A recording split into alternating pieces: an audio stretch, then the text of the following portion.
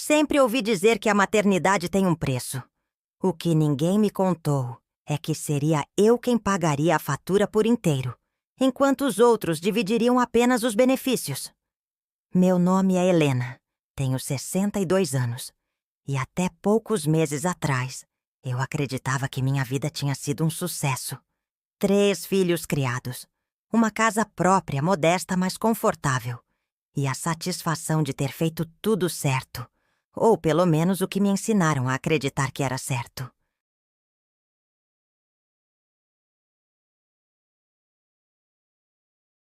Abdicar dos meus sonhos pela família era motivo de orgulho. Sacrifício nobre, diziam. Dever cumprido. Foi numa tarde de quinta-feira, dessas em que o tempo parece se arrastar, que meu mundo virou de cabeça para baixo. O telefone tocou às 2h38. Lembro-me com exatidão porque olhei para o relógio da sala. Aquele que ganhei no meu aniversário de 40 anos. Presente dos meus filhos.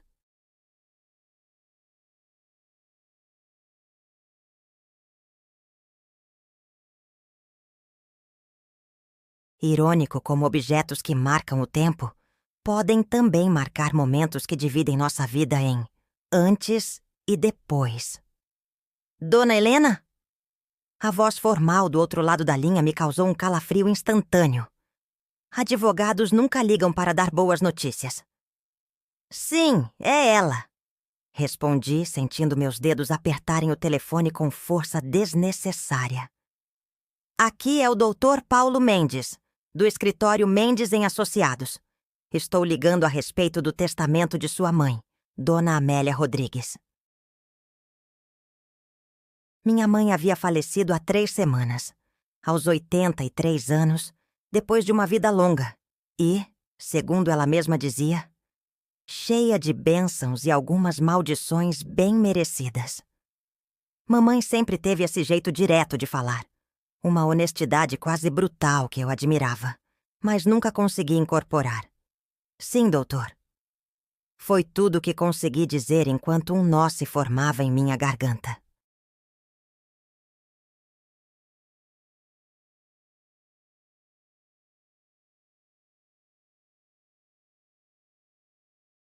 Precisamos de sua presença em nosso escritório amanhã, às 10h, para a leitura formal do testamento.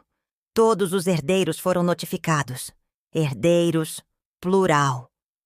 Éramos apenas eu e meu irmão, Ricardo, 2 anos mais novo que eu, executivo de sucesso, casado, 2 filhos perfeitos que mal conheciam a avó. Ricardo visitava mamãe 2 vezes por ano, em datas comemorativas, sempre com pressa e olhando constantemente para o relógio. Eu era quem estava lá, todos os dias. Cuidando, ouvindo as mesmas histórias repetidas, administrando remédios, consultas médicas e as crescentes fragilidades da idade. Estarei lá, doutor. Obrigada pelo aviso. Desliguei o telefone e fiquei parada no meio da sala, tentando entender por que aquela ligação tinha me deixado tão inquieta. Talvez fosse apenas o processo formal de encerramento, a burocracia final que sela a ausência de quem amamos.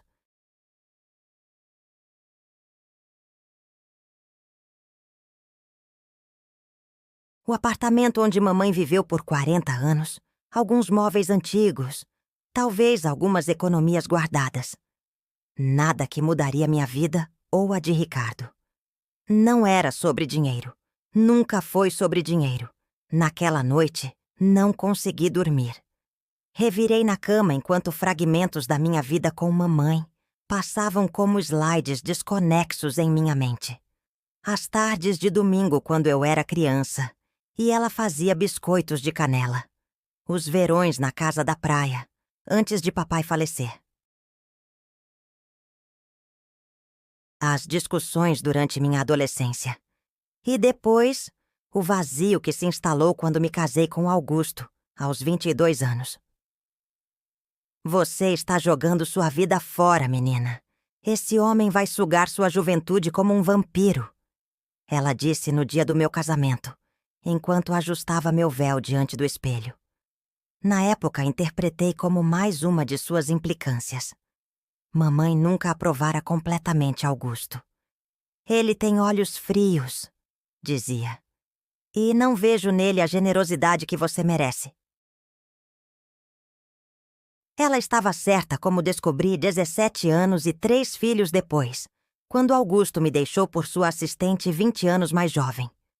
Mas àquela altura, eu já tinha me tornado especialista em engolir decepções e seguir em frente. A vida não para que você possa lamber suas feridas. O escritório do Dr. Paulo Mendes ficava num prédio comercial no centro da cidade.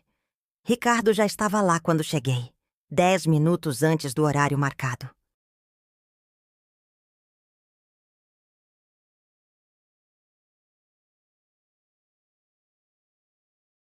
Sempre pontual, sempre impecável em seus ternos caros. Ele acenou com a cabeça ao me ver, mas não se levantou. Helena, seu cumprimento seco, como se fôssemos meros conhecidos e não irmãos que dividiram a mesma infância. Ricardo, respondi no mesmo tom, sentando-me na cadeira ao lado dele.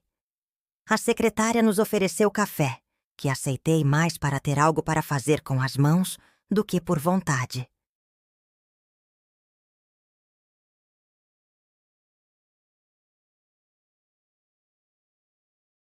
Ricardo recusou. Consultou o relógio de pulso pela terceira vez, em 5 minutos, e suspirou audivelmente. Tenho uma reunião importante às 11h30. Espero que isso não demore. Eu queria dizer algo ácido. Algo sobre como mamãe também era importante. Mas me contive. Não era o momento nem o lugar. Além disso, havia algo estranho no ar. A secretária parecia evitar olhar diretamente para mim, e percebi que mais 2 cadeiras estavam dispostas na sala de espera.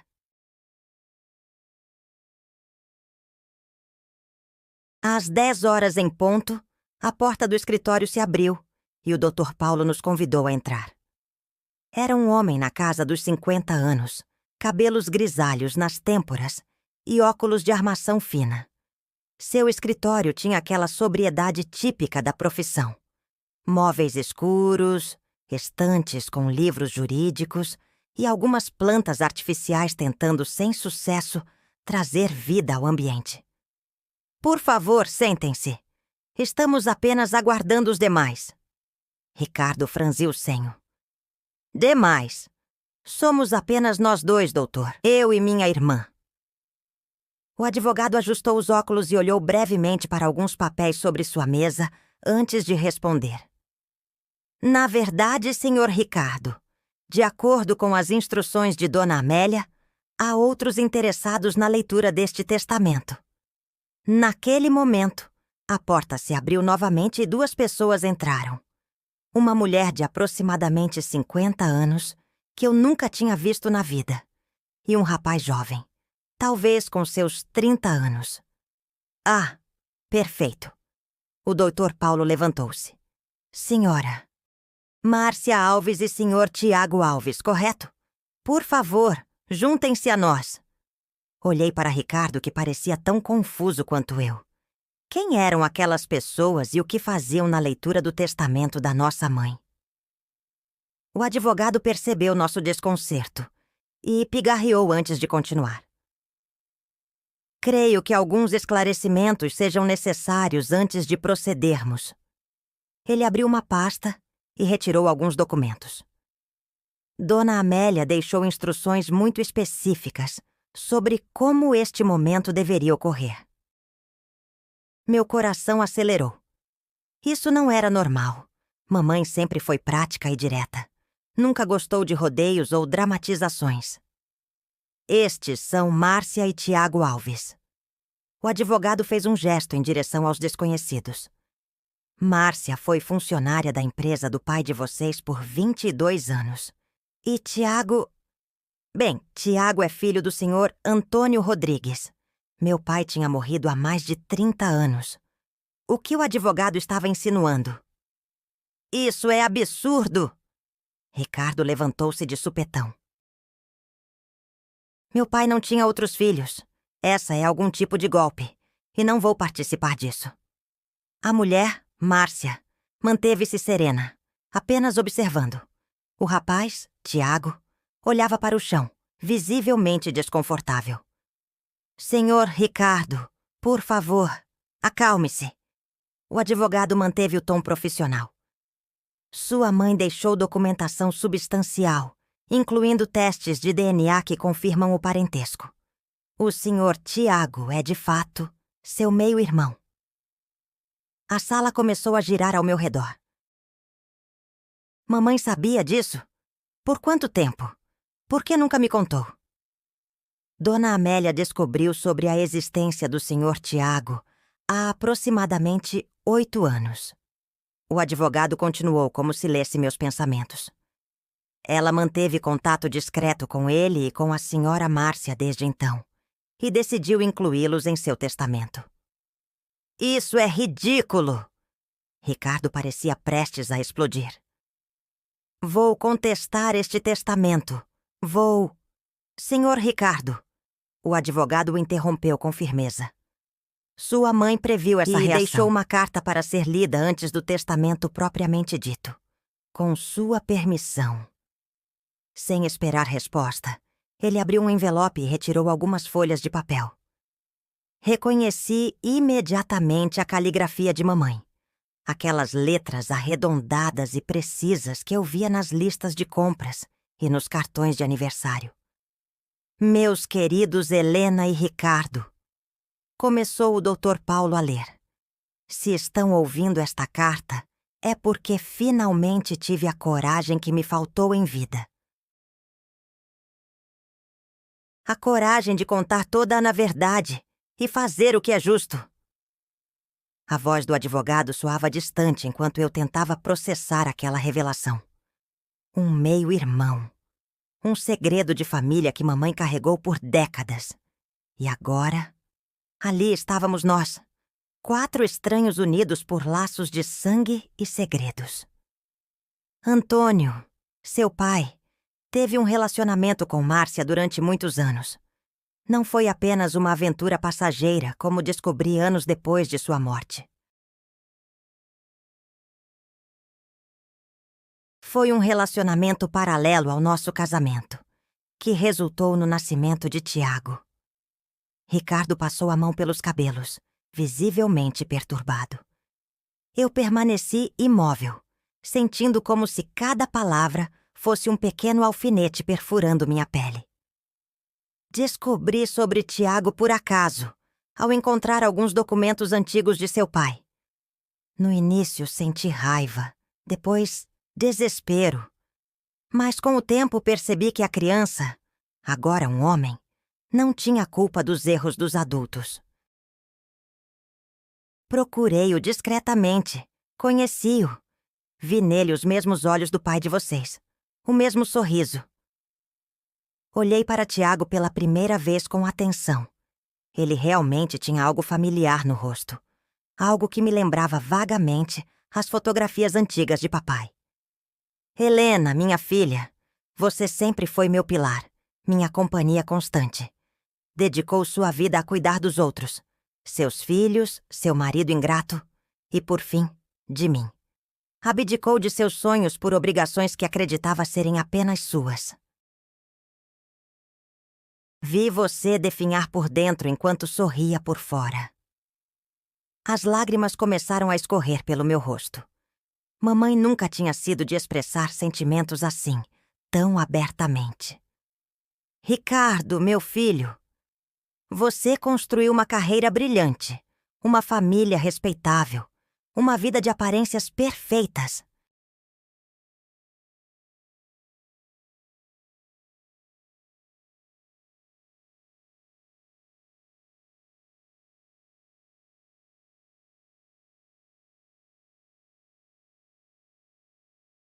Mas a que custo?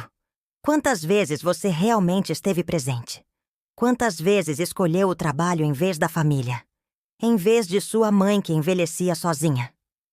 Ricardo enrijeceu na cadeira, o maxilar tenso. É por isso que tomei uma decisão que talvez vocês considerem injusta agora. Dividi meus bens de uma forma que reflita não apenas laços de sangue, mas escolhas de vida. O Dr. Paulo fez uma pausa e olhou para nós antes de continuar.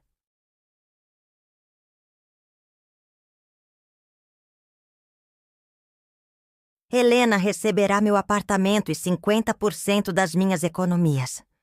Tiago receberá 25% das minhas economias, como um início de vida que seu pai nunca lhe proporcionou. E Ricardo receberá os restantes 25%, além dos móveis e objetos pessoais que queira manter como lembrança. Senti meu sangue gelar.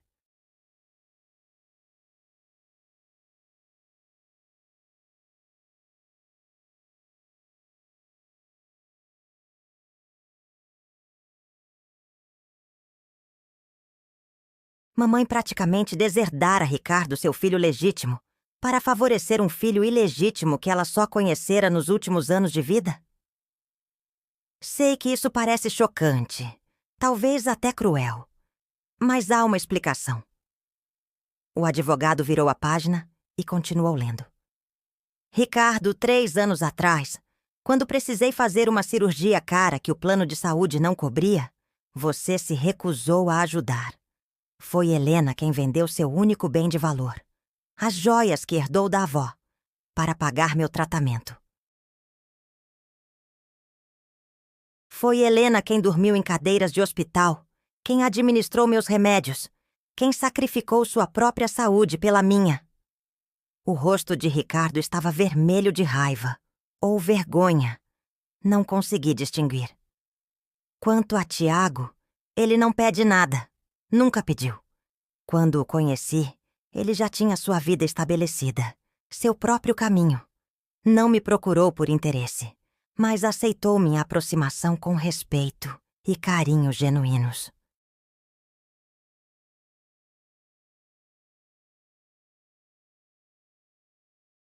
Nas poucas vezes que nos encontramos, mostrou mais consideração do que você, Ricardo.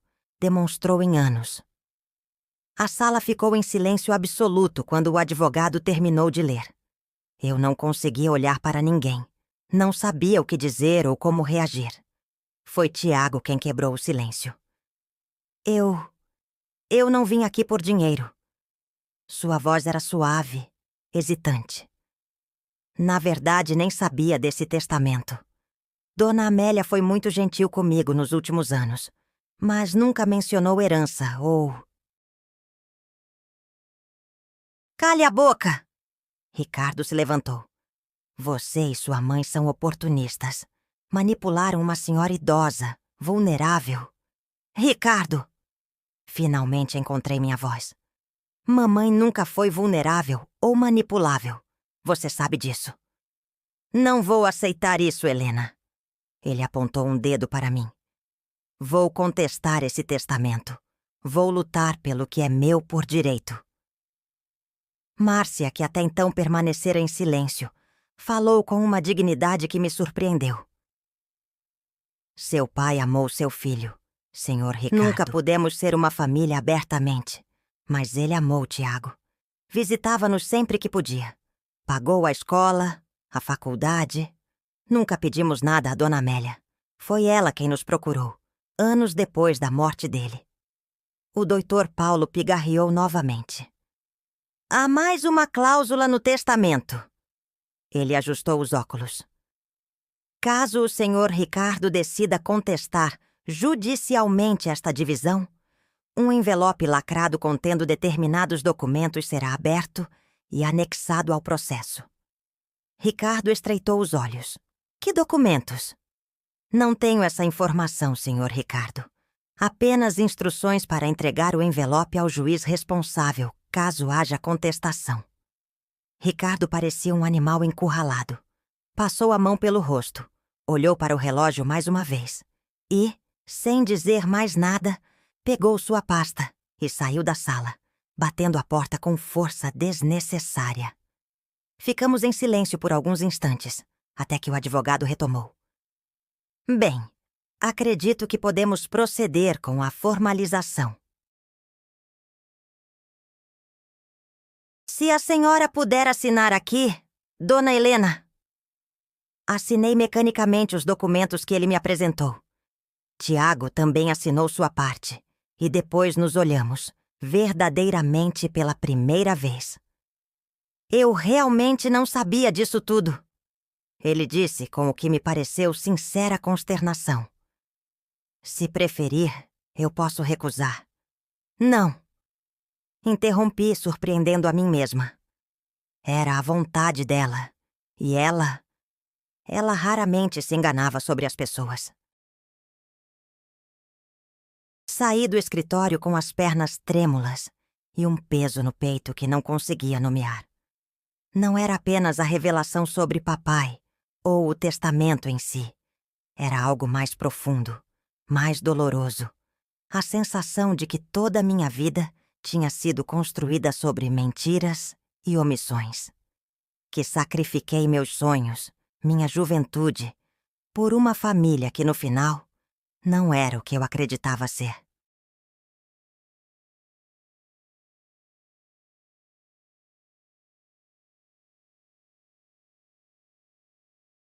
E agora, aos 62 anos, eu me perguntava: quem era eu além de filha dedicada, mãe presente, esposa abandonada? O que restava de mim depois que todos esses papéis fossem retirados? Voltei para casa naquela tarde com mais perguntas do que respostas. E com uma sensação estranha de que, apesar da dor, algo estava apenas começando. O apartamento de mamãe, agora meu apartamento, parecia diferente quando entrei nele dias depois.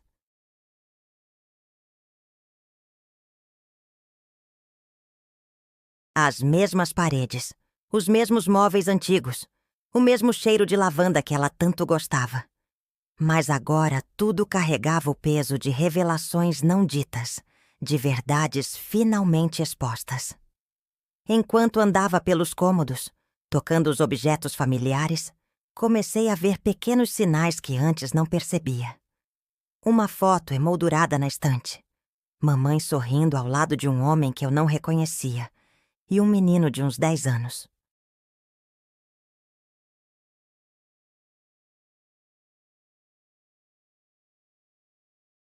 Tiago. Seria essa uma das visitas secretas que ela mencionara? Na mesa do escritório, um cartão de aniversário assinado com um simples T. Um livro sobre bonecas artesanais, com um marcador na página sobre bebês reborn. Aquele livro sobre bebês reborn me intrigou. Nunca tinha visto mamãe demonstrar interesse por bonecas, muito menos por algo tão específico.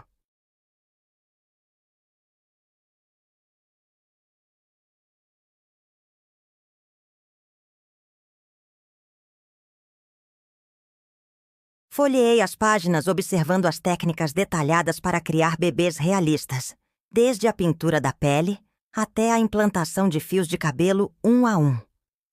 Por que mamãe se interessaria por isso? Foi quando notei uma agenda de telefones antiga na gaveta da escrivaninha. Ao abri-la, encontrei um cartão de visita. Marina Cardoso, artesã de bebês reborn. Havia um número de telefone e um endereço no outro lado da cidade. Anotei as informações, sentindo que poderia ser importante. O telefone tocou, interrompendo meus pensamentos. Era minha filha mais velha, Luísa. Mãe, como você está?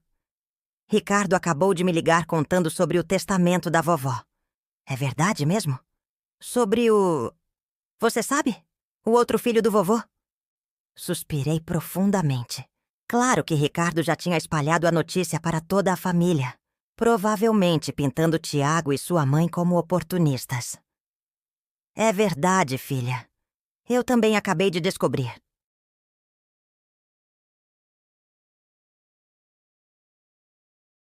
E como você está se sentindo? A preocupação na voz de Luísa era genuína, e isso me aqueceu um pouco no coração. Honestamente, não sei. É muita coisa para processar de uma vez. Sinto como se minha vida inteira tivesse sido uma versão editada da verdade, sabe? Conversamos por mais alguns minutos.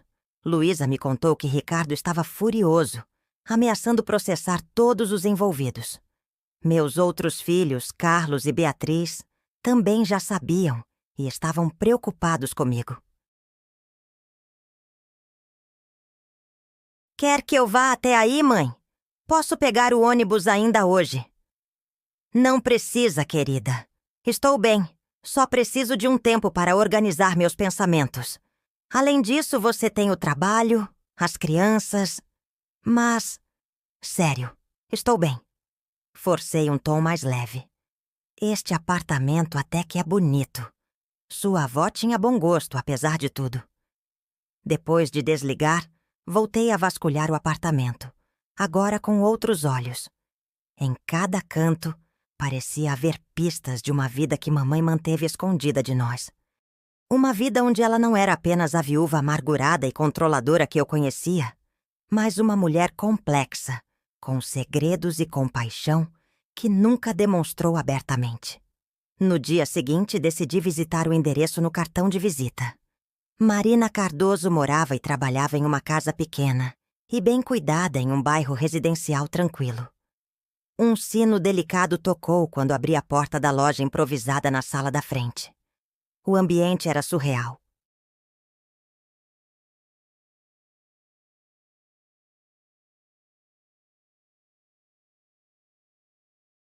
Dezenas de bebês reborn ocupavam prateleiras, berços e carrinhos em miniatura.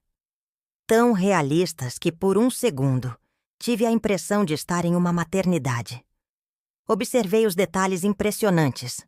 Veias azuladas visíveis sob a pele translúcida, cílios implantados um a um, pequenas imperfeições como manchinhas ou descamações que tornavam cada boneco único e vivo.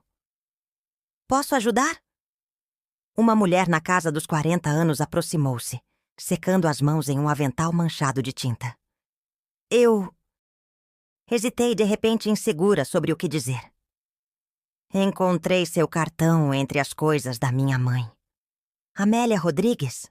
Ela faleceu recentemente. O rosto da mulher se iluminou em reconhecimento.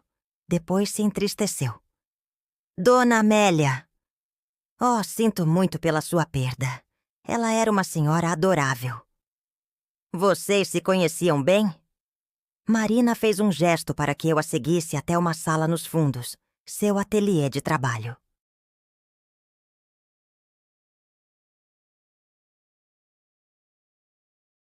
Sobre uma mesa havia um bebê reborn, em processo de criação, minúsculos pincéis e tintas especiais organizados ao redor. Sua mãe veio até minha loja há uns 6 anos. Disse que queria encomendar um bebê reborn muito especial. Ela abriu uma gaveta e retirou uma pasta. Trouxe várias fotos de referência e tinha requisitos muito específicos. Ela me mostrou a pasta. Dentro havia fotos antigas em preto e branco de um bebê. Com um sobressalto, reconheci meu irmão Ricardo quando recém-nascido. Ela queria um bebê idêntico a este. Insistiu que cada detalhe fosse perfeito. O formato exato dos olhos, o padrão das manchinhas na pele, até uma pequena marca de nascença atrás da orelha esquerda. Senti um arrepio. Mamãe havia encomendado uma réplica perfeita de Ricardo bebê? Por quê? Trabalhei nesse bebê por quase 8 meses. Marina continuou. Normalmente levo 2 meses para completar um reborn, mas Dona Amélia queria perfeição absoluta. Ela vinha semanalmente para acompanhar o progresso. E o que ela fez com a boneca depois? Não era para ela. Marina sorriu suavemente. Era um presente para alguém muito especial. Alguém que, segundo ela, perdeu a chance de ver seu filho crescer. A realização me atingiu como um soco no estômago. Márcia. A boneca era para Márcia, a mãe de Tiago, a mulher que dividiu o amor de meu pai conosco, sem que soubéssemos. Sua mãe me contou a história aos poucos durante nossas conversas. Marina parecia hesitante, como se temesse estar falando demais. Como descobriu sobre o outro filho de seu marido. Como inicialmente sentiu raiva, depois curiosidade e, finalmente, uma espécie de paz. Paz? A palavra saiu como um sussurro incrédulo. Ela disse que entender aquela situação a ajudou a perdoar seu marido, depois de décadas de ressentimento.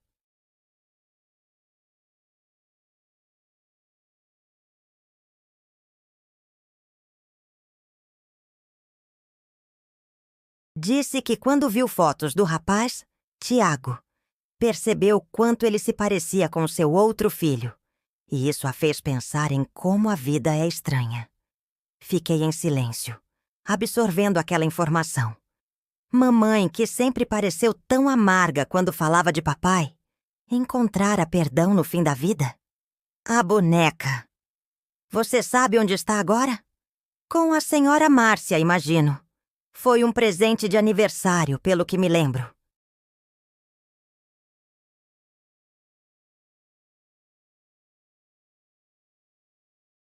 Dona Amélia disse que era uma forma de dar a ela algo que tinha sido negado. A chance de segurar seu filho quando bebê, sabendo que era filho de seu amor verdadeiro. Saí da loja de Marina com ainda mais perguntas. No caminho de volta, decidi fazer algo impulsivo, algo que não era típico de mim. Peguei meu celular e liguei para o número que o advogado havia me dado. Alô, Tiago. Aqui é Helena. Sua meia-irmã.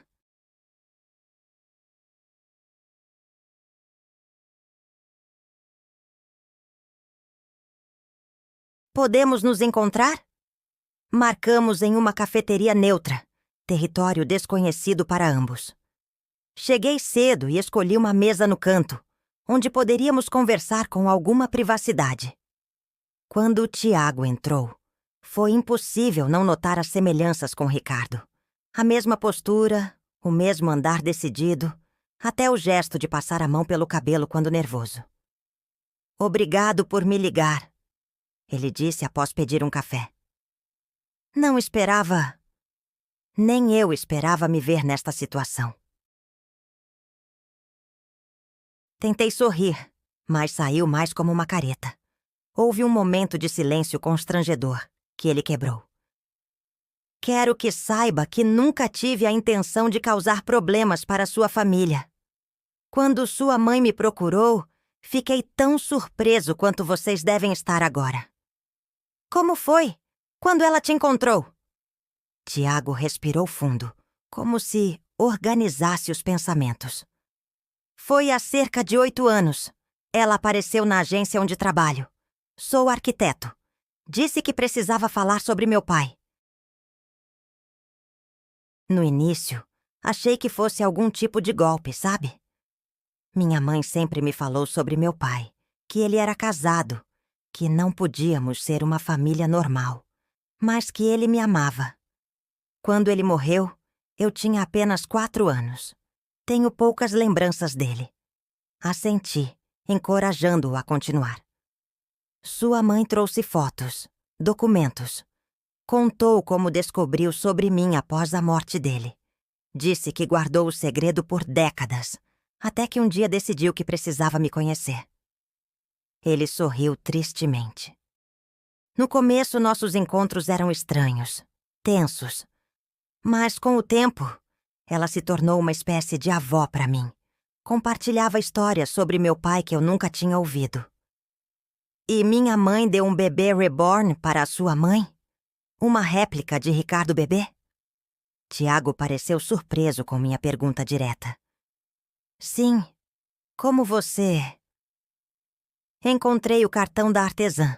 Fui até lá hoje. Foi um momento muito emocionante.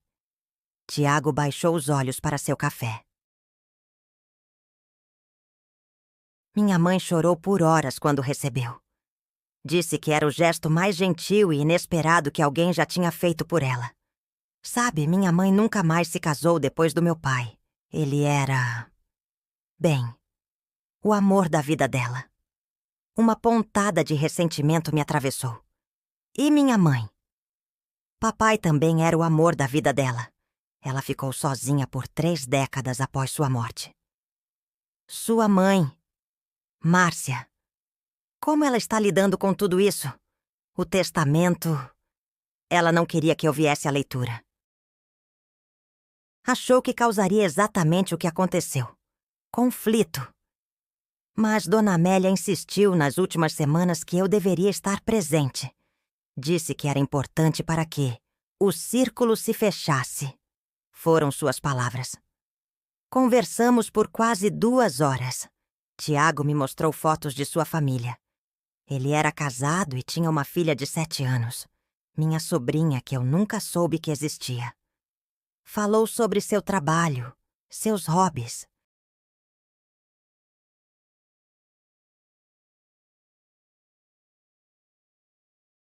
Aos poucos deixou de ser o filho bastardo e se tornou uma pessoa real, complexa, com uma vida que se entrelaçava com a minha de maneiras que eu nunca poderia ter imaginado.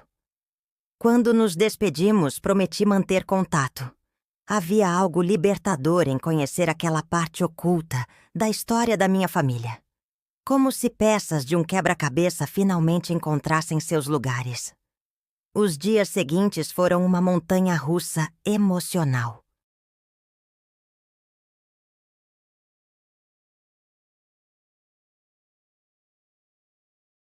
Ricardo contratou um advogado para contestar o testamento, apesar do aviso sobre o envelope misterioso. Meus filhos reagiram de maneiras diferentes. Luísa estava curiosa sobre Tiago, querendo conhecê-lo. Carlos mantinha-se neutro, preferindo não se envolver. E Beatriz, sempre leal ao tio Ricardo, considerava tudo uma traição à memória de nosso pai. Uma semana após a leitura do testamento, Ricardo apareceu sem aviso no apartamento de mamãe.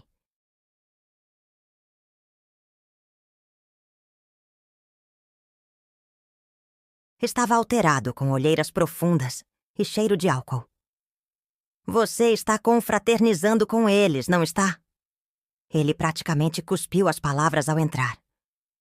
Ricardo, você está bêbado. Vamos conversar quando você estiver sóbrio. Sempre a santinha, não é, Helena? A filha perfeita, a mãe abnegada, a viúva digna. Seu tom era de escárnio. Mas, no fundo, você está adorando isso tudo. Ver-me humilhado, substituído por um bastardo qualquer. Não fale assim dele. Tiago não tem culpa.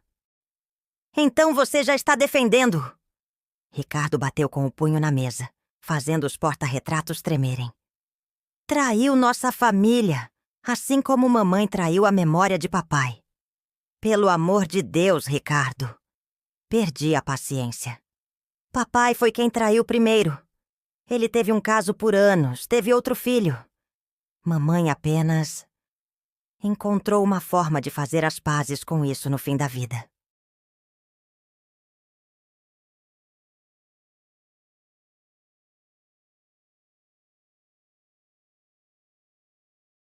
E me puniu por quê? Por ser bem-sucedido? Por não ter tempo para visitas diárias como você? É isso? Olhei para meu irmão. Realmente olhei. Talvez pela primeira vez em anos. Vi o menino que corria comigo pelo quintal. O adolescente que protegia as garotas de me importunarem na escola. O jovem ambicioso que jurou que nunca passaríamos necessidades como na infância. E agora, este homem amargurado, obcecado por status e controle. Não, Ricardo. Ela não te puniu por ser bem-sucedido. Ela te deu exatamente o que você demonstrou valorizar. Os bens materiais, os móveis antigos, as relíquias de família que você sempre disse que deveriam ser preservadas como investimento. E deu o apartamento para você. Sim, porque este lugar não é apenas um imóvel para mim. É onde mamãe viveu, onde criamos memórias.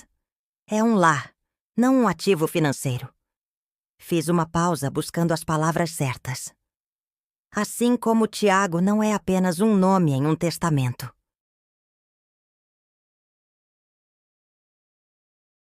Ele é uma pessoa, com sentimentos, com uma história que se conecta à nossa.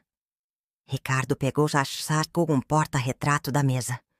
Uma foto nossa em família quando éramos crianças. Você escolheu o lado deles.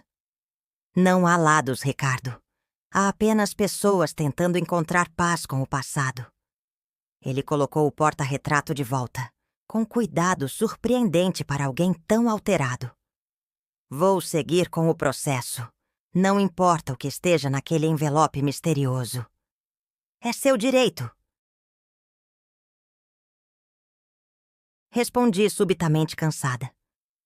Mas reflita sobre o que você realmente quer. Dinheiro? Vingança? Ou talvez seja apenas o reconhecimento que você sempre buscou de mamãe e nunca sentiu que recebeu completamente. Suas mãos tremeram levemente, e por um instante pensei que tinha tocado em algo real, algo além da raiva. Mas o momento passou, e a máscara de frieza voltou ao seu rosto. Você sempre foi ingênua, Helena. Sempre acreditando no melhor das pessoas. Foi por isso que seu marido te deixou, sabia? Porque você era previsível, confiável, chata. Aquilo doeu mais do que eu gostaria de admitir. Por anos carreguei em silêncio a dúvida. Teria sido minha dedicação à família, minha previsibilidade que afastou Augusto? Teria sido culpa minha? Saia daqui, Ricardo. Minha voz saiu mais firme do que esperava. Quando estiver pronto para uma conversa civilizada, sem ataques pessoais, me procure. Até lá, fale com meu advogado. Ele pareceu surpreso com minha assertividade. Abriu a boca como se fosse dizer algo, mas mudou de ideia. Pegou seu casaco e saiu sem olhar para trás. Depois que a porta se fechou, permiti-me desmoronar no sofá, as lágrimas finalmente vindo. Não chorava apenas pela briga com Ricardo, ou pelas revelações sobre papai. Chorava por todas as versões de mim mesma que nunca tive chance de ser.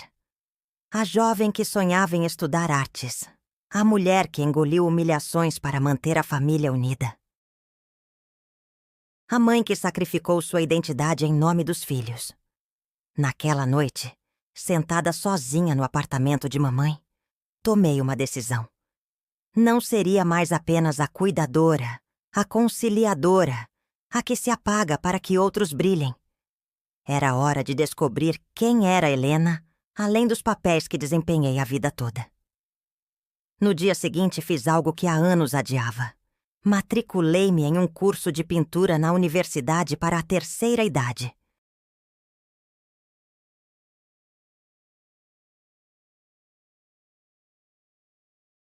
Era um desejo antigo, sempre empurrado para depois das necessidades dos outros. Depois, liguei para Márcia, a mãe de Tiago, e convidei-a para um café. Queria ouvir sua versão da história, entender aquela mulher que, como eu, amou meu pai à sua maneira. O café com Márcia foi mais difícil do que imaginei. Escolhi um lugar discreto, longe dos olhos curiosos de conhecidos.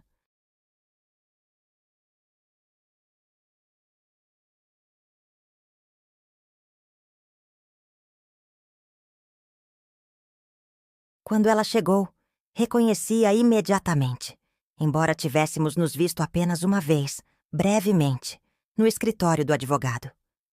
Havia uma elegância simples nela, sem ostentação. Cabelos grisalhos bem cuidados, roupas clássicas. Nada da outra, estereotipada que minha imaginação por vezes criava. "Obrigada por aceitar me encontrar", disse ela sentando-se à minha frente.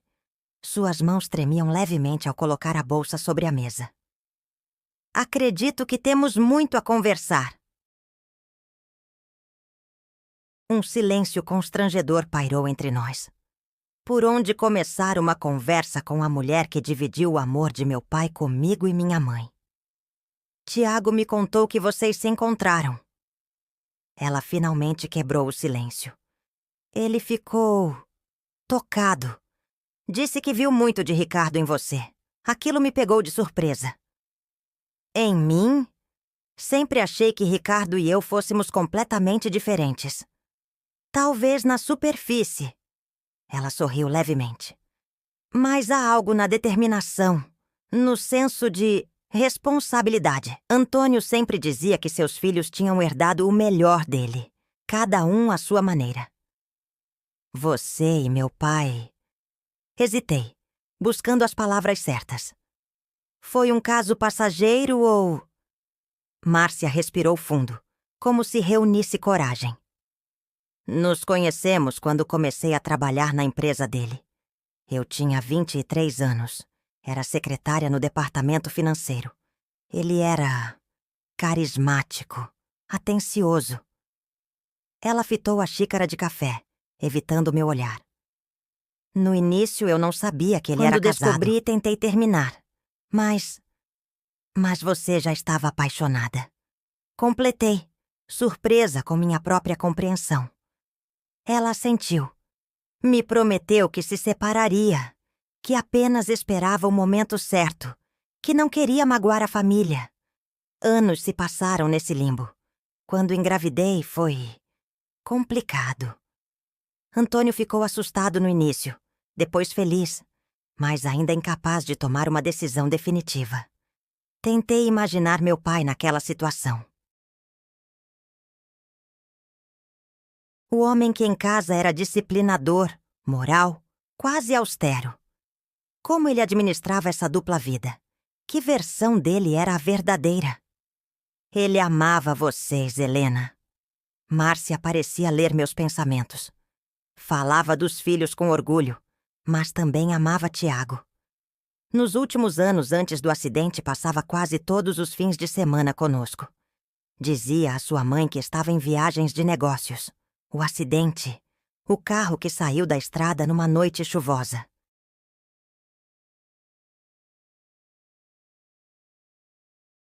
Sempre acreditamos que papai estava voltando de uma reunião com clientes em outra cidade. Seria possível que ele estivesse, na verdade, voltando da casa de sua outra família? Como Tiago lidou com a morte dele? Era tão pequeno. Foi devastador. Os olhos de Márcia marejaram. Durante anos, ele esperava na janela nos dias em que Antônio costumava nos visitar. Não entendia por que o pai tinha ido embora. Um nó se formou em minha garganta.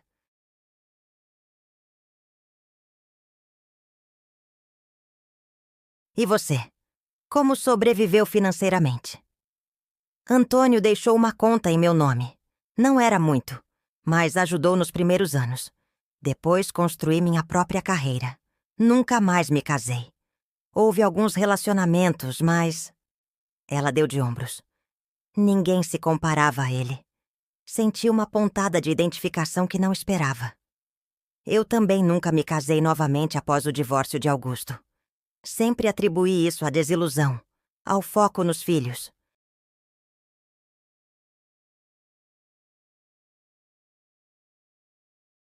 Mas havia algo mais. Uma parte de mim que se recusava a se comprometer novamente, a arriscar outra decepção. E o bebê reborn? Perguntei, lembrando-me do motivo inicial que me levou a procurá-la. Um sorriso genuíno iluminou o rosto de Márcia. Aquele foi o presente mais extraordinário que já recebi. Sua mãe, ela apareceu em minha casa sem aviso, 6 anos atrás. Achei que fosse algum tipo de confronto, sabe? Depois de tantos anos.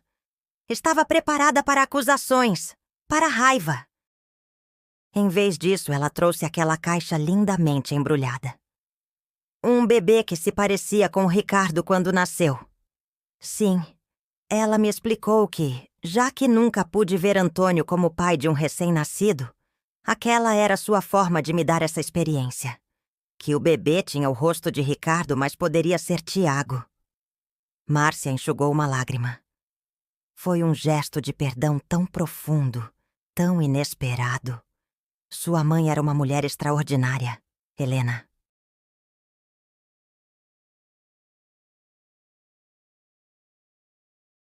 Saí daquele café com uma nova compreensão, não apenas de meu pai ou de Márcia, mas de minha mãe.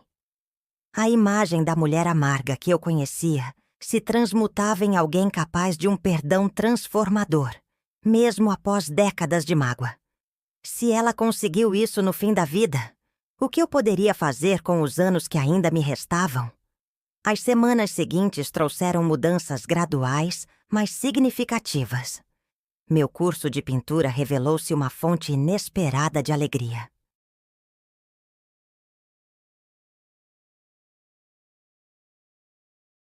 Descobri que tinha algum talento natural para capturar luz e sombra, para expressar através das cores emoções que nunca soube nomear com palavras. Meus filhos notaram a diferença. Luísa foi a primeira a comentar, durante um almoço de domingo que organizei no novo apartamento. Mãe, você parece diferente, ela observou, ajudando-me a servir a sobremesa. Mais leve, de alguma forma. Diferente como? Não sei explicar. Ela inclinou a cabeça pensativa. Você sempre foi a mãe que cuida de todos, resolve tudo, se preocupa com tudo. Agora parece que você está cuidando de você também. Aquilo me tocou profundamente. Era verdade. Pela primeira vez em décadas, eu estava priorizando minhas necessidades, meus desejos. Não de forma egoísta, mas como um ato de autocuidado que, ironicamente, me tornava mais presente e autêntica com as pessoas que amava. Beatriz, minha filha do meio, estava tendo mais dificuldade com as mudanças. Sempre muito próxima de Ricardo, ela absorvera algumas de suas atitudes. Então você realmente vai manter contato com esse Tiago? Ela perguntou durante aquele mesmo almoço, o tom levemente acusatório. Sim, Beatriz. Ele é meu irmão. E tem uma filha adorável. Sua prima, por sinal. Meia prima. Ela corrigiu, revirando os olhos. Tio Ricardo diz que eles estão apenas interessados no dinheiro da vovó. Seu tio está magoado. Respondi com calma. E está projetando seus próprios valores nos outros. Tiago tem uma carreira bem-sucedida, uma vida estável. Não precisa do dinheiro da sua avó.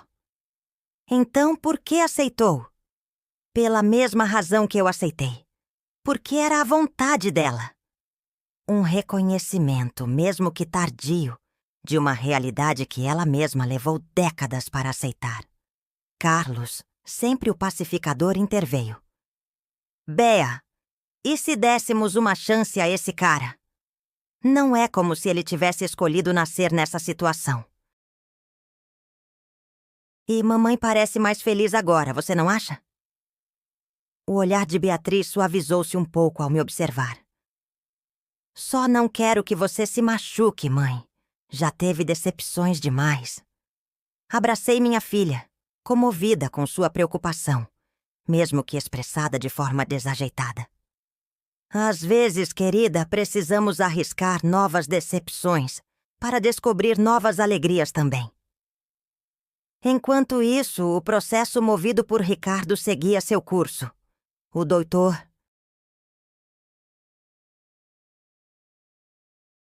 Paulo me informou que o juiz havia solicitado a abertura do envelope misterioso, conforme previsto no testamento. O conteúdo ainda não havia sido divulgado, mas Ricardo subitamente mudou de postura, desistindo da contestação e propondo um acordo. O que havia naquele envelope? Perguntei ao advogado durante uma consulta. Não posso revelar o conteúdo específico, dona Helena, mas posso dizer que eram documentos relacionados aos negócios de seu pai e sua...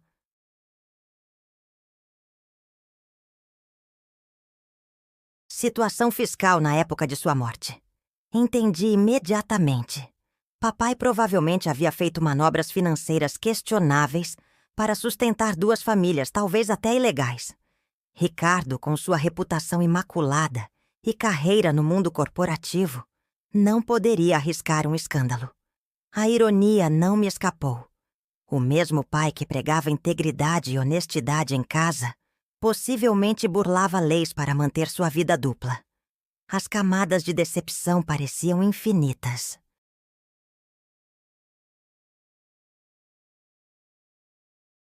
Uma tarde, enquanto organizava alguns pertences de mamãe que decidira doar, encontrei uma caixa de sapatos no fundo do armário, cuidadosamente etiquetada com meu nome.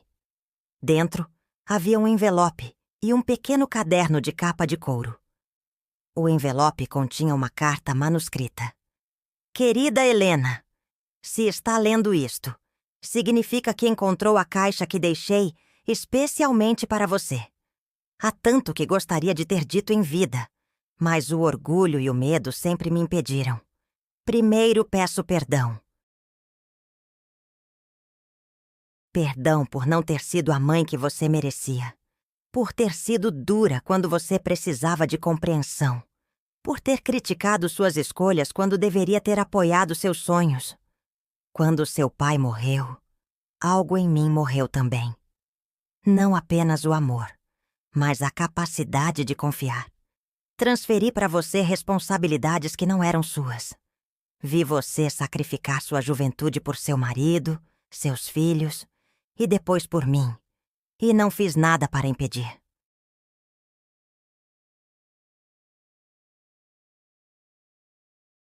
Pior, incentivei esse sacrifício, chamando-o de dever, de amor verdadeiro.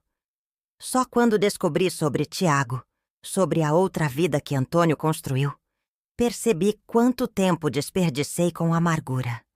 Anos que poderiam ter sido vividos com alegria, com propósito. Conhecer Márcia e Tiago foi doloroso no início, mas depois, libertador. Vi em Márcia um espelho distorcido de mim mesma. Outra mulher que amou o mesmo homem imperfeito, que sofreu perdas, que seguiu em frente. O diário que acompanha esta carta contém pensamentos que nunca compartilhei com ninguém. Reflexões sobre minha vida, arrependimentos, pequenas alegrias. Talvez ajude você a entender minhas decisões, incluindo aquelas sobre o testamento. Helena, minha filha, meu último e mais importante conselho. Não espere até os 80 anos para descobrir quem você realmente é, além dos papéis que desempenha para os outros. Não é tarde demais para você. Nunca é. Com amor eterno, mamãe. Li e reli aquela carta dezenas de vezes, as lágrimas embaçando minha visão. Depois, passei a noite inteira mergulhada no diário de mamãe. Era como conhecer uma estranha íntima.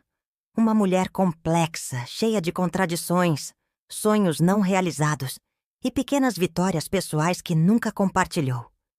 Havia entradas sobre sua infância durante a guerra, sobre como conheceu meu pai em um baile, sobre o nascimento de cada filho.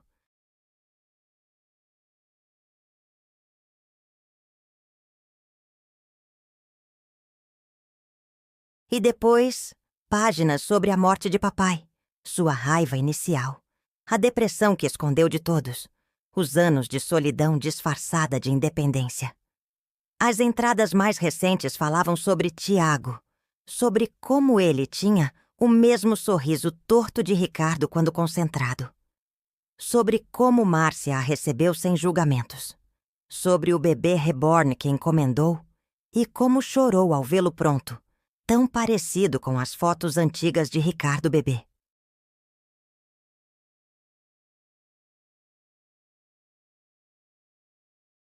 A última entrada, escrita poucas semanas antes de sua morte, dizia simplesmente: finalmente entendi que perdoar não é apagar o passado, mas permitir que o presente respire.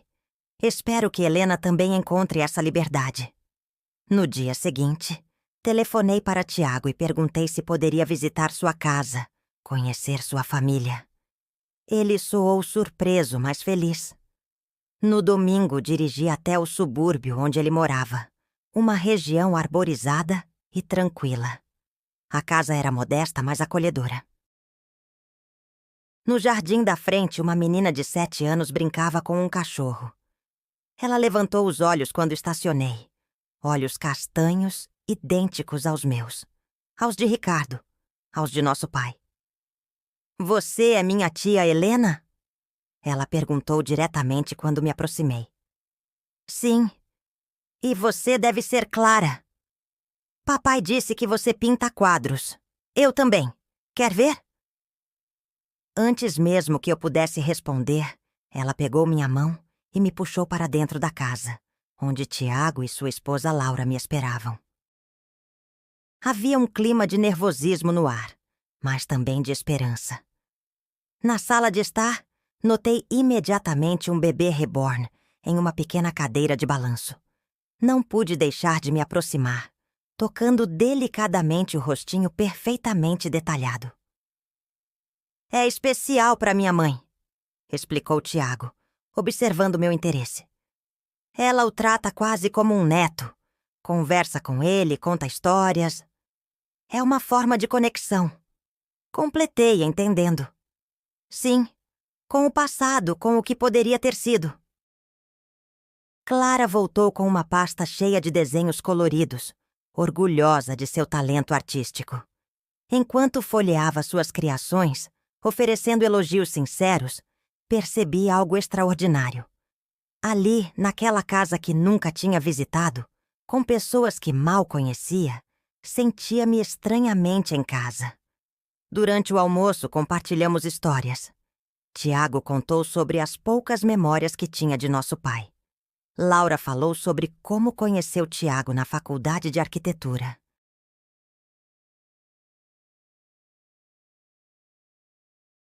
Clara nos entreteve com histórias elaboradas sobre cada um de seus desenhos. No meio da refeição, meu celular tocou. Era Beatriz. "Mãe, tio Ricardo sofreu um acidente. Está no hospital." "Não é grave, mas ele está perguntando por você." Congelei, o garfo suspenso no ar. Tiago percebeu minha expressão e parou de falar. "Está tudo bem?" Ele perguntou, preocupado. "Ricardo, meu irmão, teve um acidente. Preciso ir ao hospital. Quer que eu dirija para você?" Tiago ofereceu imediatamente. "Você parece abalada." Olhei para ele, surpreso com a oferta. Seria apropriado que ele viesse? Ricardo provavelmente não ficaria feliz em vê-lo. Mas naquele momento, senti que precisava de apoio. "Sim, por favor, se não for incômodo." No carro, Tiago manteve-se em silêncio respeitoso, enquanto eu ligava para meus filhos, tentando obter mais informações. Aparentemente, Ricardo tinha sofrido uma queda em casa, resultado de uma tontura súbita.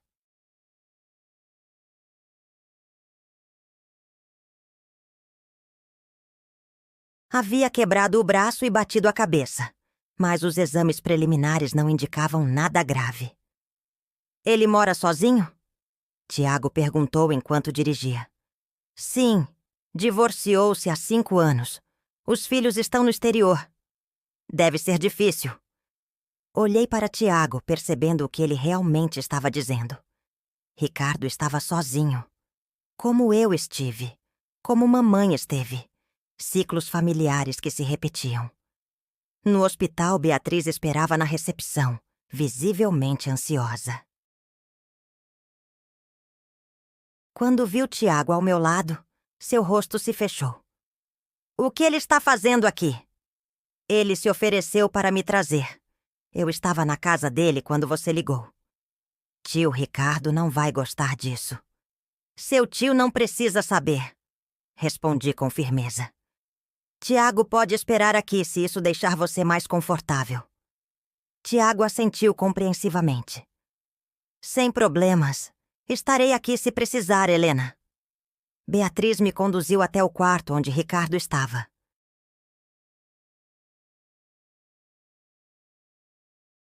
Ele parecia menor de alguma forma, deitado naquela cama de hospital. O braço direito engessado, um curativo na testa, o rosto pálido. Helena! Ele murmurou quando me viu, a voz mais fraca do que o habitual. Você veio. Claro que vim. Sentei-me na cadeira ao lado da cama. Como está se sentindo? Como um velho idiota que desmaiou na própria cozinha. Tentou sorrir, mas a expressão se transformou em uma careta de dor. O médico disse que foi pressão alta, informou Beatriz. Ele não estava tomando os remédios corretamente. Ricardo evitou meu olhar. Sempre teve dificuldade em admitir fragilidades. Tive uma tontura, nada demais. Você precisa se cuidar melhor, Ricardo. Toquei levemente sua mão. Não pode morar sozinho se não consegue gerenciar sua própria saúde. Vou contratar uma enfermeira. Ele respondeu defensivo. Não precisa de uma enfermeira. Precisa de família. Um silêncio pesado pairou entre nós. Beatriz murmurou algo sobre buscar café e nos deixou a sós. Desisti do processo. Ricardo disse finalmente, a voz baixa. O que tinha naquele envelope? Não precisa explicar. Imagino o que era. Papai não era quem pensávamos, não é? Havia uma tristeza resignada em seus olhos. Nem mamãe, acrescentei suavemente. Talvez nenhum de nós seja. Ricardo suspirou profundamente. Ele está aqui? O Tiago? Hesitei, incerta se devia mentir para poupá-lo. Estava com ele quando Beatriz ele me ligou. trouxe. Ricardo fechou os olhos por um momento, como se absorvesse essa informação. Como ele é? Parece com você, respondi honestamente. Tem uma filha adorável, uma esposa amorosa. É arquiteto. Papai teria gostado disso. Ele sempre quis que eu seguisse arquitetura, lembra?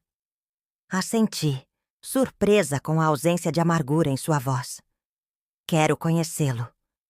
Ricardo disse de repente, abrindo os olhos. Não hoje. Não estou pronto. Mas logo.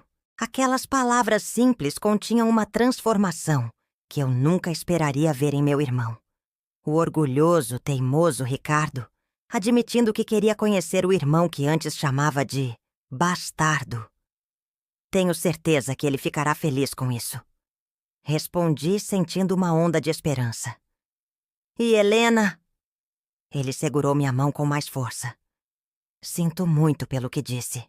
Sobre Augusto, sobre você ser chata. Não é verdade. Nunca foi.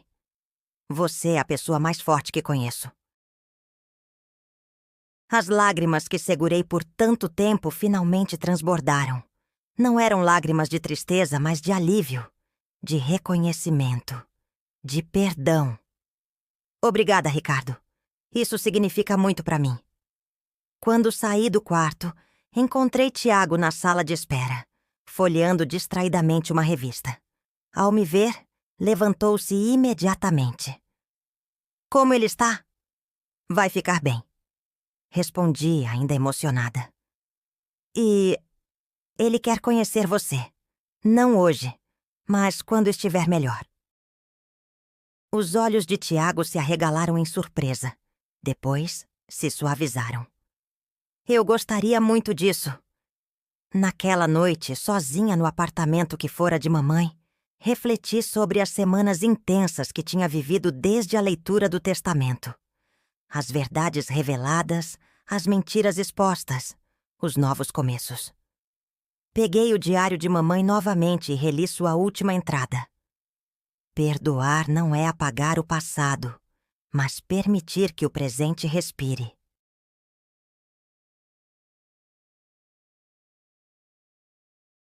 Pela primeira vez em muitos anos, senti que podia respirar plenamente.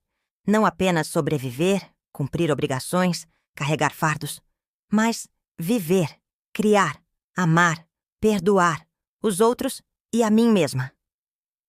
Em meu cavalete, um quadro inacabado esperava. Uma paisagem do jardim onde Clara brincava, com o sol da tarde filtrando-se entre as árvores. Peguei os pincéis e comecei a adicionar cores, formas, vida. Cada pincelada era um ato de afirmação, uma declaração silenciosa. Eu ainda estou aqui. Ainda tenho histórias para contar. Ainda tenho amor para dar. E agora, finalmente, sei que também mereço receber. Os meses seguintes trouxeram uma transformação que eu jamais imaginaria possível aos 62 anos. Meu curso de pintura evoluiu para uma paixão genuína. A professora Gabriela, uma artista de meia-idade com olhos gentis e mãos sempre manchadas de tinta, insistia que eu tinha um olhar único para capturar emoções em tela.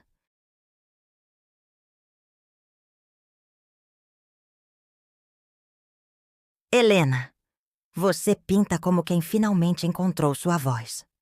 Ela comentou certa tarde observando meu trabalho mais recente. Um retrato de Clara brincando com o bebê Reborn, no jardim de Tiago. Há uma honestidade crua aqui, uma vulnerabilidade que é difícil de alcançar. Talvez porque passei décadas escondendo minha vulnerabilidade. Respondi, surpresa com minha própria franqueza. Ser forte para os outros era minha identidade. Nunca me permiti ser frágil, incompleta, imperfeita. Gabriela sorriu. As melhores obras de arte nascem justamente das imperfeições, das fissuras. É por onde a luz entra, sabe? Essa frase ficou comigo, reverberando em momentos inesperados, nas visitas semanais a Ricardo durante sua recuperação, nos domingos agora divididos entre almoços com meus filhos e tardes na casa de Tiago.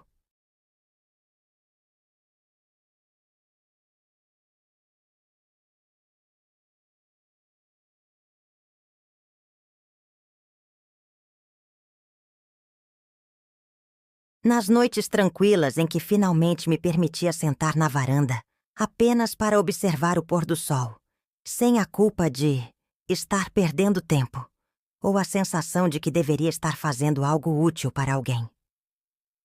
Ricardo surpreendeu a todos com sua mudança de atitude. A experiência do acidente, somada ao que quer que estivesse naquele envelope misterioso, parecia ter quebrado algo dentro dele. Não para destruir, mas para reconstruir de uma forma mais autêntica.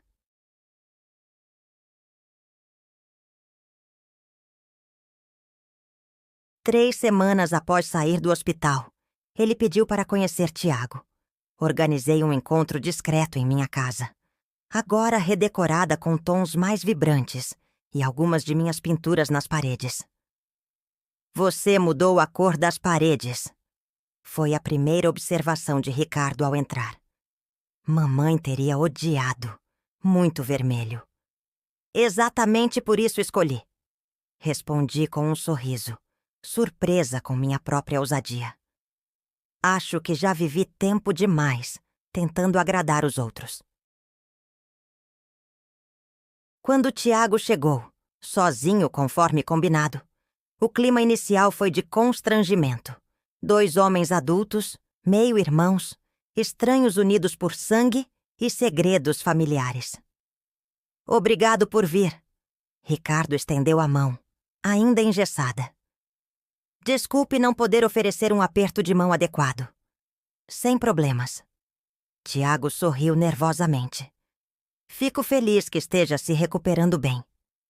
Preparei um chá e deixei os dois conversando na sala. De início, trocaram amenidades sobre trabalho, clima, a recuperação de Ricardo.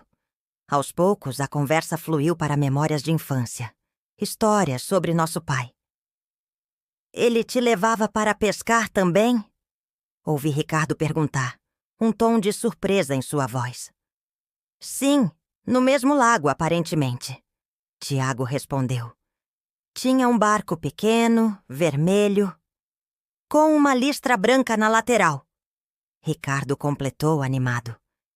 E ele sempre trazia aqueles sanduíches horríveis de pasta de atum, que ele jurava serem a melhor isca para a fome. Ambos riram, compartilhando uma memória que transcendia o abismo entre suas vidas separadas. Observei-os discretamente da cozinha, maravilhada com como duas pessoas criadas em mundos completamente diferentes podiam compartilhar conexões tão profundas. Genética? Talvez. Mas havia algo mais ali. A influência sutil de um mesmo homem em suas vidas, mesmo que de formas distintas e em períodos diferentes. Quando Tiago estava de saída, Ricardo fez algo que me emocionou profundamente. Convidou-o, junto com sua família, para um jantar em sua casa na semana seguinte. Clara também? Tiago perguntou, visivelmente tocado. Claro! Minha sobrinha deve conhecer o apartamento do tio Rico, não acha? Ricardo brincou, mas havia uma sinceridade genuína em seus olhos. Tenho alguns jogos antigos guardados da época dos meus filhos. Acho que ela vai gostar. Depois que Tiago saiu, Ricardo permaneceu sentado no sofá, pensativo. Tudo bem? Perguntei, sentando-me ao seu lado. É estranho, ele respondeu lentamente. Toda a minha vida construí essa imagem de papai como esse homem íntegro, quase perfeito. Baseei muitas de minhas escolhas tentando viver de acordo com o que achava que ele esperaria de mim. E agora descobrimos que ele era humano, complicado, imperfeito. Sim, e o mais estranho é que, de alguma forma, isso me faz sentir mais próximo dele. Como se finalmente pudesse conhecer o homem real, não apenas o ídolo que criei na minha mente. Entendi exatamente o que ele queria dizer. Havia uma libertação em aceitar a humanidade falha de nossos pais e, por extensão, nossa própria humanidade imperfeita. O jantar na casa de Ricardo foi surpreendentemente descontraído. Clara encantou a todos com sua personalidade vibrante, explorando o apartamento luxuoso com curiosidade infantil. Márcia, que Ricardo também fizera questão de convidar, manteve-se inicialmente reservada, mas aos poucos se soltou, especialmente quando Ricardo demonstrou genuíno interesse em ouvir suas histórias sobre papai. Num momento tocante, Ricardo trouxe uma caixa com fotografias antigas da família. Achei que você gostaria de ver algumas dessas, ele disse a Tiago. São momentos que você deveria ter compartilhado.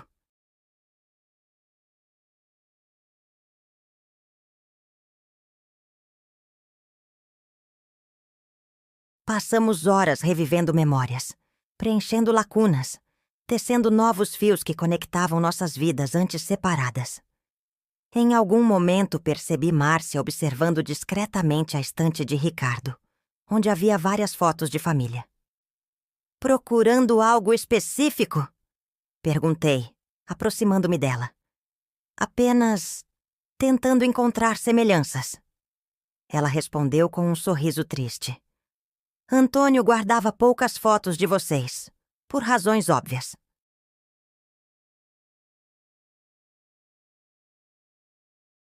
Sempre me perguntei como seria a vida dele quando não estava conosco. Impulsivamente, tirei da estante uma foto emoldurada. Eu e Ricardo crianças, com papai entre nós, todos sorrindo durante um piquenique. Fique com esta, ofereci. Acho que agora é seguro compartilharmos essas memórias, não é? Seus olhos marejaram. Tem certeza? Absoluta, afirmei. Além disso, tenho algo a lhe pedir também. Combinamos para o fim de semana seguinte.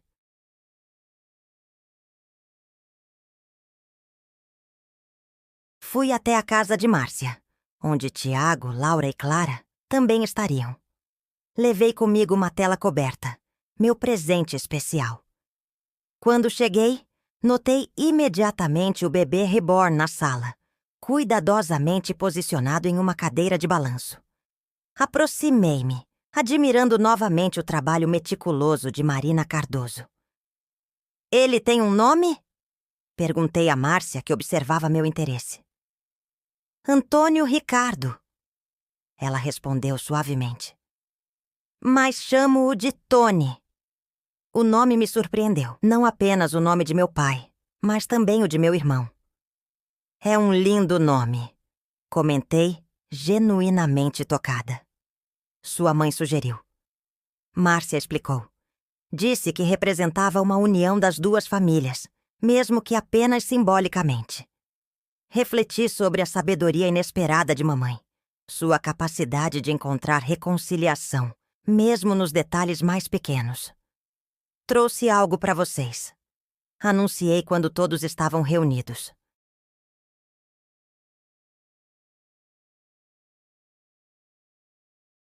Posicionei a tela coberta no centro da sala e, com um gesto deliberadamente teatral, removi o tecido que a cobria.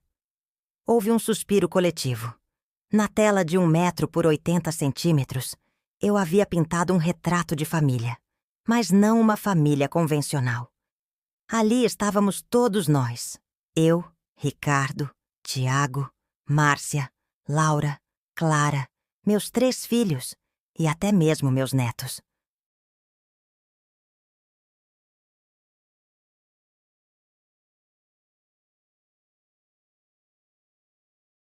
No centro, 2 figuras translúcidas, quase etéreas.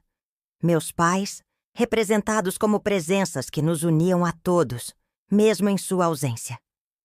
O mais comovente, talvez, foi o detalhe que poucos notaram imediatamente. Nos braços de Márcia, o bebê reborn, pintado com a mesma solidez e presença que as pessoas reais na composição. Chamo esta pintura de círculos completos. Expliquei, a voz levemente trêmula de emoção.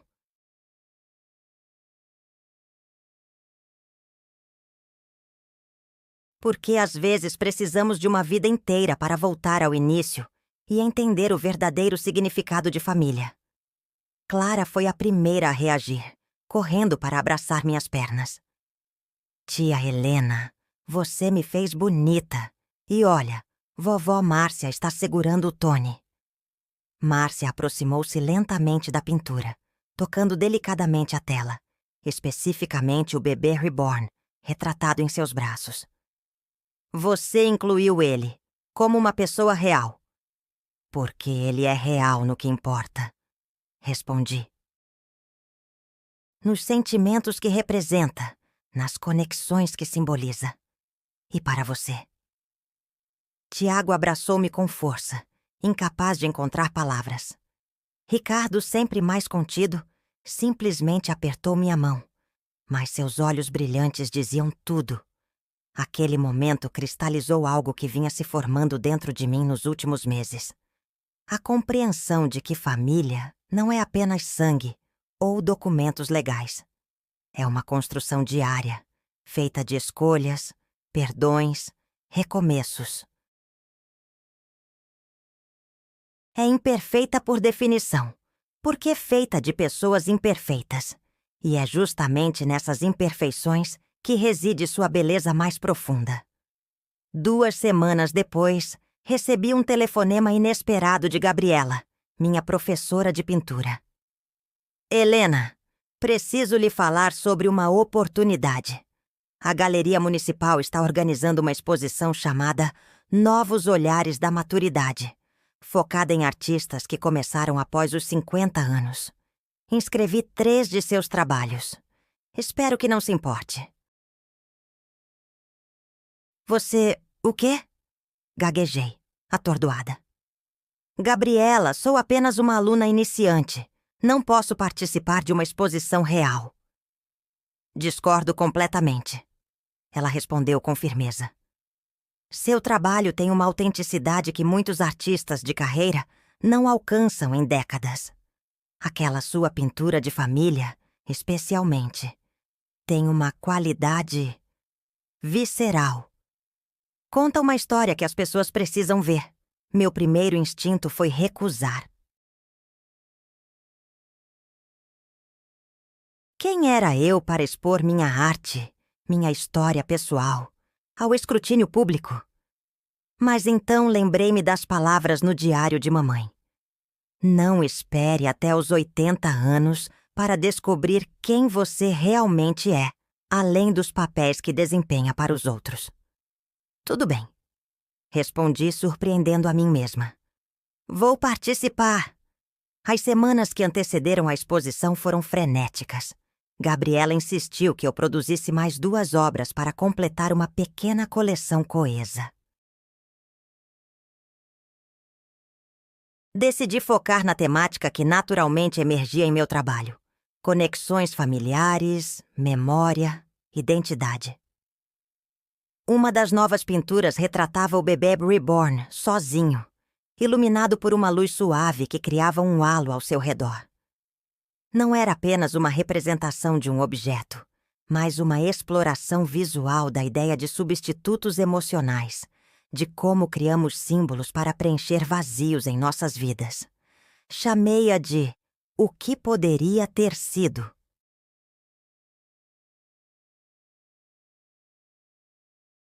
A outra obra foi mais pessoal e dolorosa de criar. Um autorretrato. Não o tipo tradicional, olhando diretamente para o espectador. Em vez disso, pintei-me de costas, olhando para um espelho que não refletia minha imagem atual, mas várias versões de mim mesma ao longo da vida.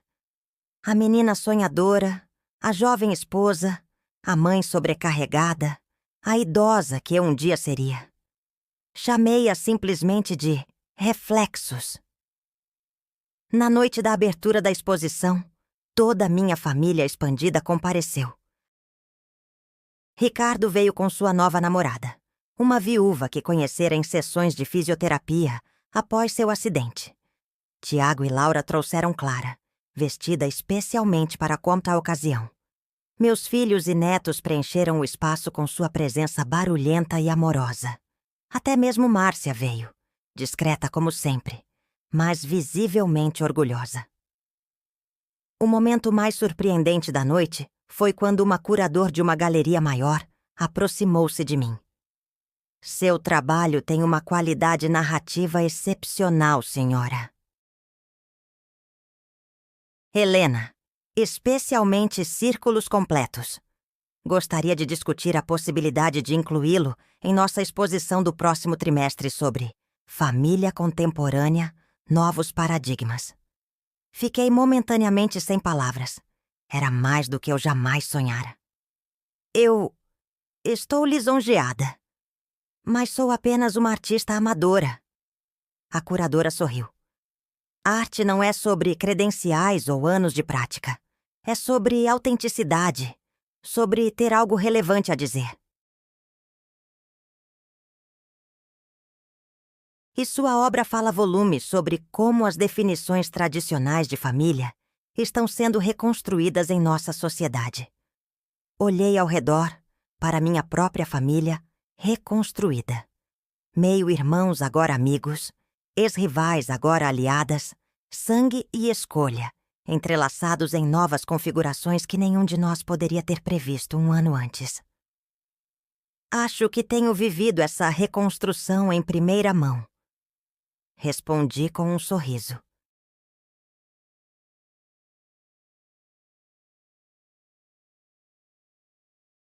Mais tarde naquela noite, quando a maioria dos convidados já havia partido, encontrei-me sozinha diante de círculos completos.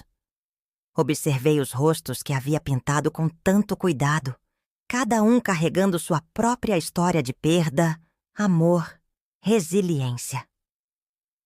Ricardo aproximou-se silenciosamente, parando ao meu lado. Sabe o que mais me impressiona nessa pintura? Ele perguntou após um momento. O quê? Como você conseguiu capturar não apenas como somos, mas quem somos? A essência, sabe? Ele apontou para sua própria imagem na tela. Você me pintou não como o executivo bem-sucedido que sempre tento projetar, mas como o homem inseguro, buscando a aprovação que realmente sou.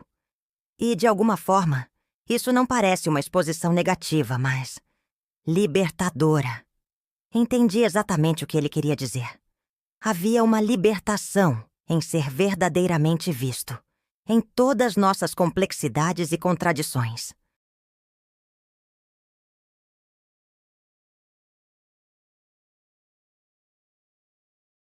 Acho que passei muito tempo tentando ser quem os outros precisavam que eu fosse. Refleti. A filha perfeita, a esposa dedicada, a mãe abnegada. Esqueci de perguntar quem eu realmente queria ser. E quem é essa pessoa, Helena? Quem você quer ser agora? A pergunta pairou entre nós, carregada de possibilidades. Pela primeira vez em minha vida, não tinha uma resposta pronta, um papel definido a desempenhar.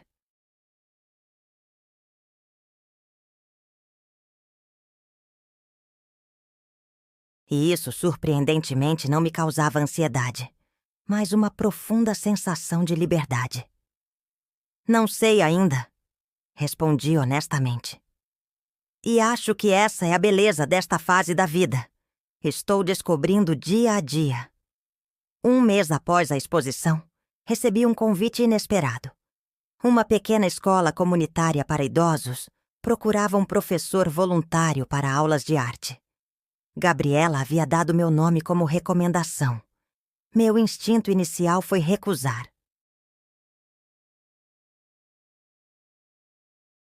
Quem era eu para ensinar algo que mal começara a te aprender? Mas então lembrei-me de todas as transformações recentes em minha vida, de como cada passo para fora da zona de conforto tinha trazido crescimento e alegria inesperados. Minha primeira aula foi uma experiência reveladora.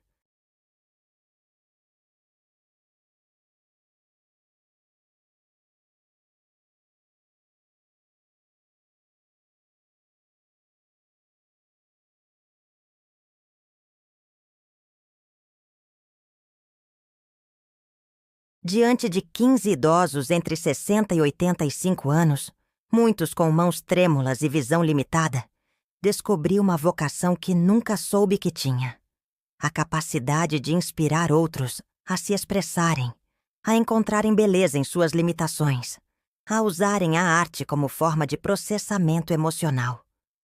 Não estamos aqui para criar obras-primas tecnicamente perfeitas, expliquei no primeiro dia.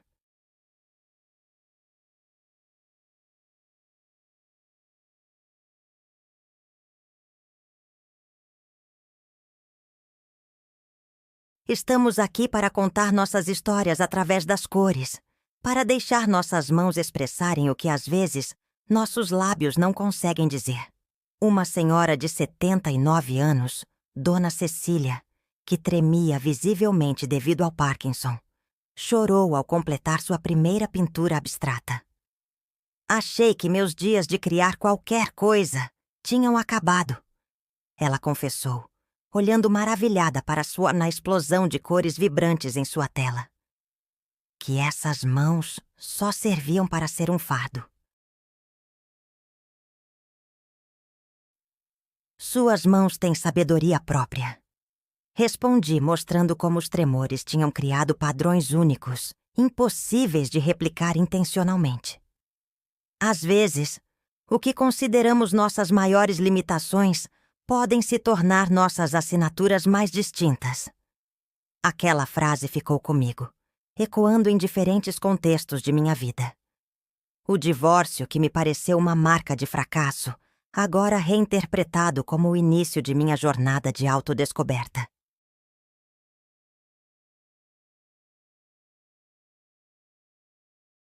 A maternidade que por vezes senti como um sacrifício de minha individualidade, agora vista como a experiência que me ensinou sobre amor incondicional e resiliência.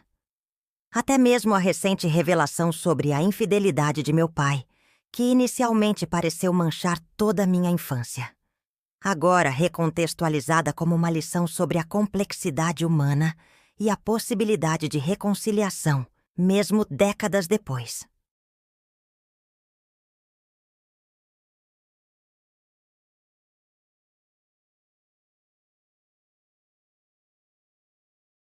Em uma tarde particularmente significativa, Levei o bebê reborn de Márcia para minha aula de arte. Com sua permissão, claro. Coloquei-o no centro da sala como modelo para um exercício de observação. Este não é apenas um objeto, expliquei aos meus alunos idosos. É um símbolo de como criamos significado a partir da perda, de como encontramos maneiras criativas de preencher vazios emocionais em nossas vidas. Dona Cecília aproximou-se da boneca, tocando suavemente o rostinho realista. Parece tão real. Quase posso sentir-me transportada para quando segurei meu primeiro neto. Exatamente. Sorri. E é essa a magia não apenas desta boneca, mas da arte em geral. Sua capacidade de nos transportar, de criar pontes entre realidade e imaginação, entre passado e presente, entre perda e cura. Naquela noite após a aula, levei o bebê reborn de volta para Márcia. Encontrei-a na varanda de sua casa, observando o pôr do sol.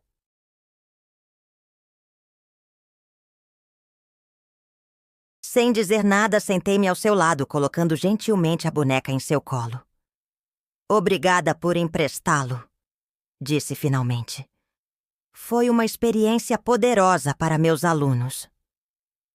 Márcia ajeitou carinhosamente a manta ao redor do bebê reborn. Um gesto tão natural quanto seria com um bebê de verdade. Sabe, Helena, às vezes me pergunto se é estranho. Uma mulher da minha idade encontrando tanto conforto em uma boneca. Acho que todos encontramos conforto onde podemos. Respondi suavemente. E se este pequeno Tony traz paz ao seu coração, que importância tem o que os outros pensam? Ela sorriu, parecendo aliviada por minha compreensão.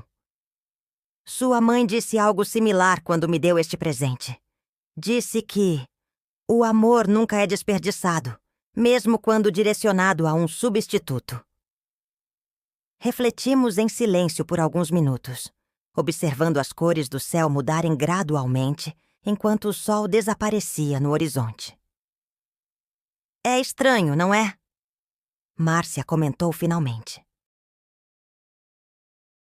Como acabamos aqui, duas mulheres que amaram o mesmo homem, encontrando conforto uma na companhia da outra. A vida tem esses círculos inesperados, respondi pensando em minha pintura. Talvez seja isso que significa envelhecer com sabedoria, perceber os padrões, aceitar as coincidências, encontrar significado nas conexões improváveis. Na semana seguinte, recebi outra surpresa. Um convite para expor em uma galeria maior em São Paulo, com a possibilidade de vender algumas de minhas obras. A curadora que conheci na exposição local tinha cumprido sua promessa. Quando contei a notícia para minha família durante nosso almoço de domingo, agora um evento expandido que incluía Tiago, Laura, Clara e ocasionalmente Márcia. Houve uma explosão de alegria e orgulho. Sempre soube que você tinha talento artístico, mãe, comentou Luísa. Lembro de como você desenhava conosco quando éramos pequenos, criando mundos inteiros com alguns traços.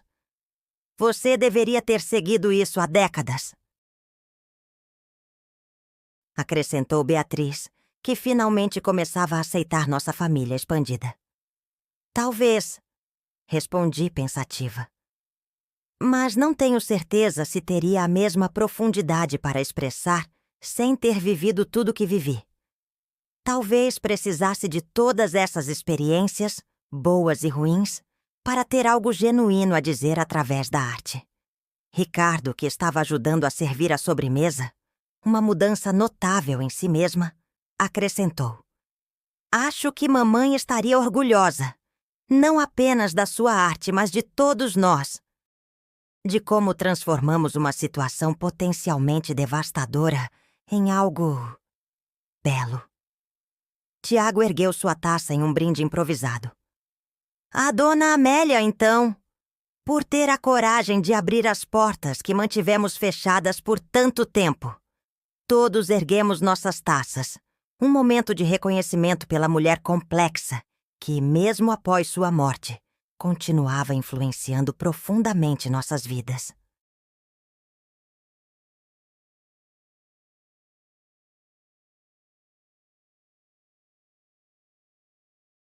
Naquela noite, contemplando as estrelas da varanda de meu apartamento, agora verdadeiramente meu, decorado segundo meus gostos, refletindo minha personalidade recém-descoberta, percebi uma verdade simples, mas profunda. O preço da maternidade, do amor, da família, nunca deveria ser a anulação de si mesmo. Mamãe aprendeu isso tarde demais. Ricardo quase pagou com sua saúde e solidão.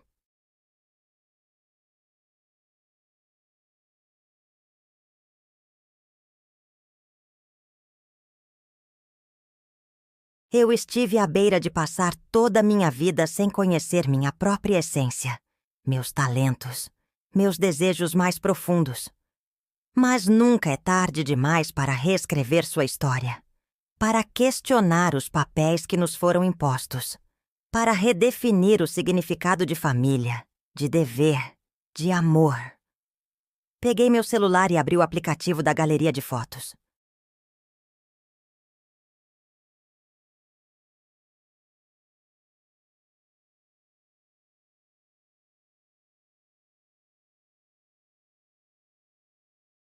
Lá estava a imagem que Clara havia tirado naquela tarde.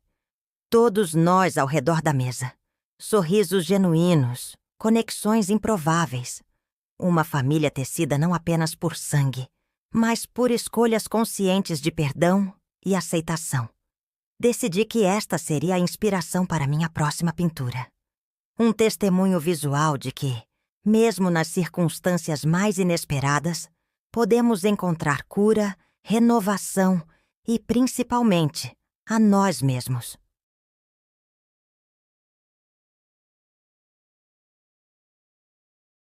Ana, conclusão. Se você me perguntasse há um ano quem eu era, responderia com meus papéis: mãe, filha, ex-esposa, irmã. Hoje sei que sou todas essas coisas e muito mais. Sou uma artista descobrindo sua voz. Uma professora compartilhando sabedoria duramente conquistada. Uma mulher abraçando a liberdade da terceira idade, não como um fim, mas como um novo começo repleto de possibilidades.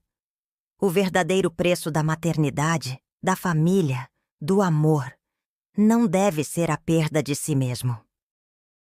Deve ser um investimento consciente que enriquece, não empobrece, quem somos em nossa essência. Se minha história tocar seu coração de alguma forma, peço apenas uma coisa.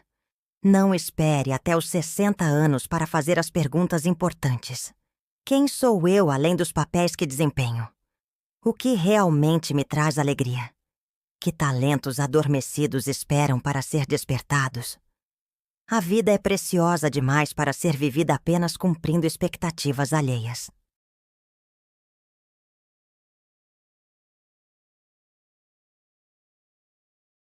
E nunca, jamais, é tarde demais para abrir a porta para um novo capítulo, para pegar os pincéis, literais ou metafóricos, e começar a pintar sua própria obra-prima.